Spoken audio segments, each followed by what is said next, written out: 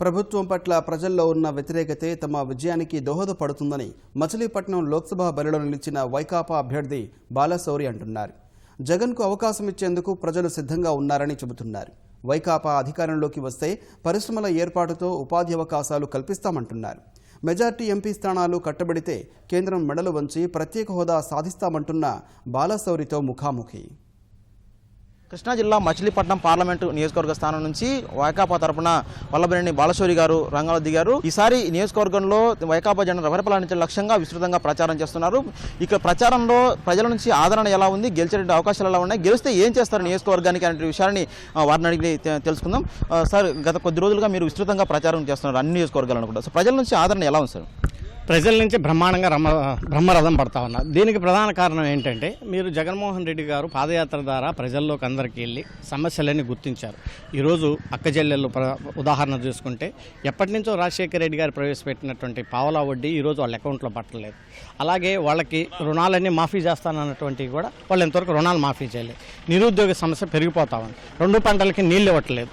ఇవన్నీ కానీ చూస్తూ ఉంటుంటే మనం ప్రజలు ఎప్పుడు జగన్మోహన్ రెడ్డి గారిని ముఖ్యమంత్రి చేయాలని చెప్పి ఆతృతతో ఉన్నారు. మమ్మల్ని ప్రజలు దీవించమని మేము అడుగుతా ఉన్నాం. మాకు 22, 23 ఎంపీ సీట్లు మీరు ఇవ్వండి. కేంద్రం మెడల్ ఉంచుతాం, ప్రత్యేక హోదా సాధిస్తాం, బందర్ పోర్టు నిర్మాణం కంప్లీట్ చేస్తాం, మంచి రిఫైనరీ లాంటి ఇండస్ట్రీస్ని తీసుకొచ్చే బందర్ పోర్టులో స్థాపిస్తాం, అనేకమైనటువంటి పరిశ్రమలు స్థాపిస్తాం. తద్వారా లోకల్స్కే 70% రిజర్వేషన్ ఇవ్వాలనేటువంటిది అసెంబ్లీ కూడా చట్టం చేయబోతా ఉన్నారు. ఈ బందర్ పరిసర ప్రాంతంలో వాళ్ళందరికీ నిరుద్యోగులకి మేము ఉపాధి అలాగే ఉద్యోగ అవకాశాలు కల్పించేటువంటిది ప్రయత్నం మేము 100 చేస్తాం. ఓకే, ఈ ఎన్నికల్లో మీకు ఉపకరించేటువంటి అంశాలు ఏమనుకుంటారు? డెఫినెట్గా ఈరోజు తెలుగుదేశం పార్టీ అన్ని విధాలుగా విఫలమైంది. ఈరోజు 2 పంటలకు నీళ్ళు కాదు కదా, ఒక పంటకు కూడా నీళ్ళు ఇవ్వట్లేదు. పండినటువంటి పంటకి ఈరోజు ధాన్యానికి 1200, 1300.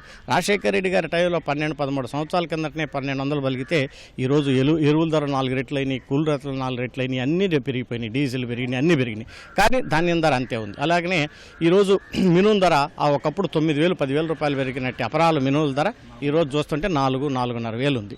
మరి దానికి అయ్యేటువంటి పెట్టుబడి 4 రెట్లు పెరిగింది. ఇవన్నీ కూడా తెలుగుదేశం పార్టీకి ప్రధానంగా విఫలం కావటానికి, వాళ్ళకి మేము విజయం సాధించడానికి ప్రజలు వాళ్ళందరి మీద కోపంగా ఉన్నారు. మమ్మల్ని జగన్మోహన్ రెడ్డి గారిని ముఖ్యమంత్రి చేయాలనేటువంటి దృక్పథంతో ఈరోజు ఉన్నారు. ఓకే, మీరు ఎంపీగా గెలిస్తే మచిలీపట్నం పార్లమెంట్ నియోజకవర్గంలో ఉన్న ప్రజలకు మీరు ఎలాంటి సేవ చేస్తారు, ఇది ఎలాంటి హామీ? నేను ప్రజలకు అందుబాటులో ఉంటాను, కార్యకర్తలకు అందుబాటులో ఉంటాను.